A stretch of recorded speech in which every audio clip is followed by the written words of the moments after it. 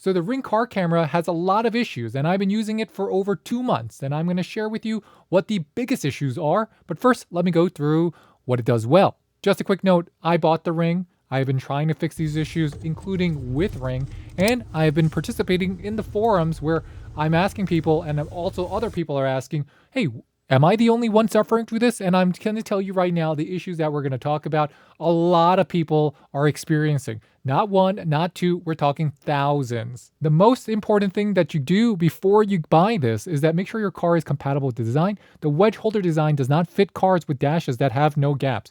You got to make sure you have some gap. So some of the pros are it provides high quality footage at 1080p no less, that it can be used as evidence in an insurance claim or an accident. It's easy to install and use with a simple interface inside of the Ring app. It is small and portable, and if your car is compatible, it is very easy to install. And it provides reliable video footage because once you enter the car, the video is going to record your entire trip. You can have Alexa record to trigger manual recording up to 20 minutes. You can enable GPS to record where your car is at all times like a tracker, and it's going to give you a driving record that works and presents the entire trip as one event inside of the Ring app with no interruptions. You can record your whole trip along with having a very wide viewing angle so you can see everything that's happening. But that's it. Let me go through the list of cons because the cons are very big. So we're going to do our cons in the order of importance. First, I'm going to start with the very important to the very, very important to the very, very, very important, because all of the features here that I'm going to mention are very important and they are directly related to the security of your vehicle, including maybe the security for yourself. So for one, motion detection, even with the sensitivity on max, is kind of suspect. That means you can't have the interior and the exterior notifications set at the same time. And I have not been able to record consistently any activity outside the vehicle, which means the Ring car dash cam will turn off at night or long periods of inactivity, which is what I realized after the fact. And it does that because it has sensitivity levels and it's going to be dependent on the power draw it takes from your car battery.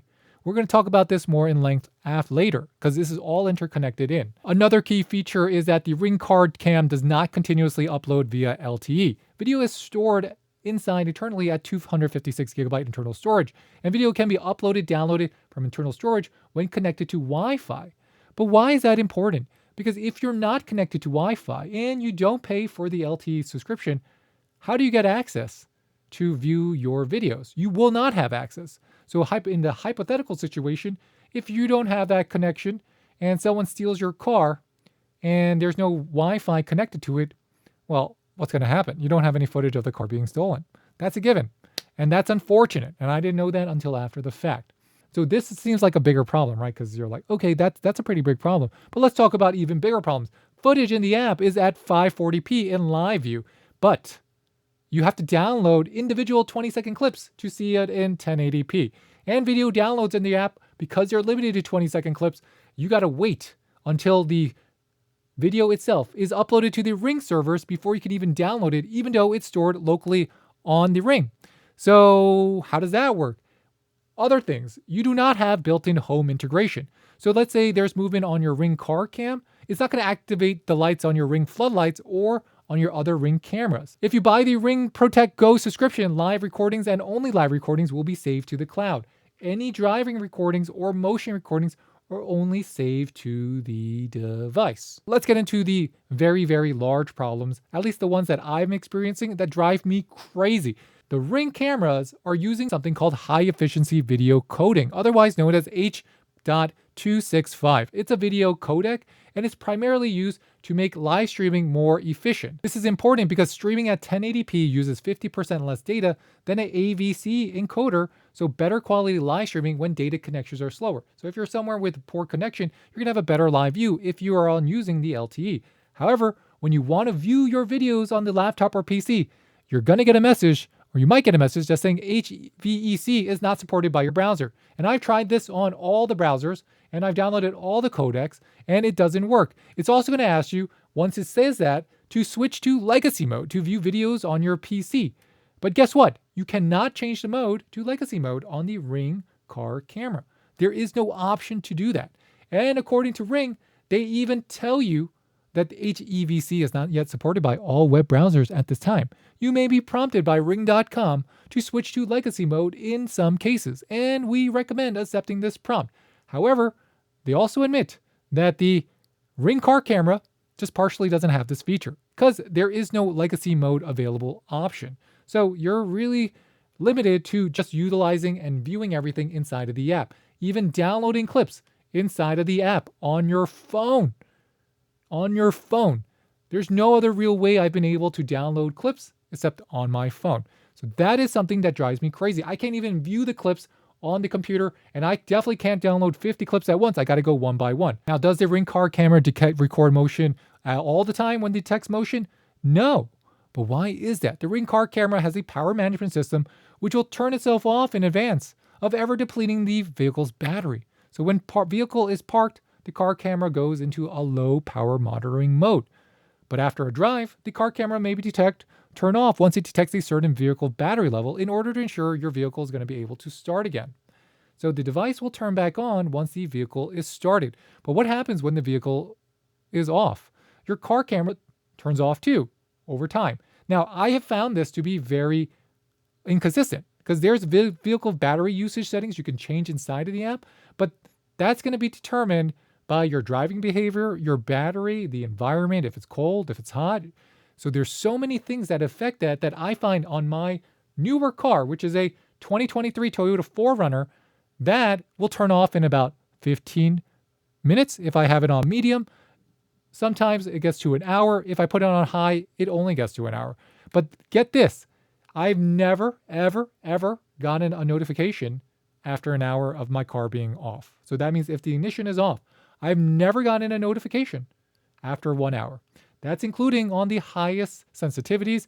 That's including on using the highest battery management setting. So let me be clear, I'm not trying to convince anyone to not buy or buy the Ring car camera.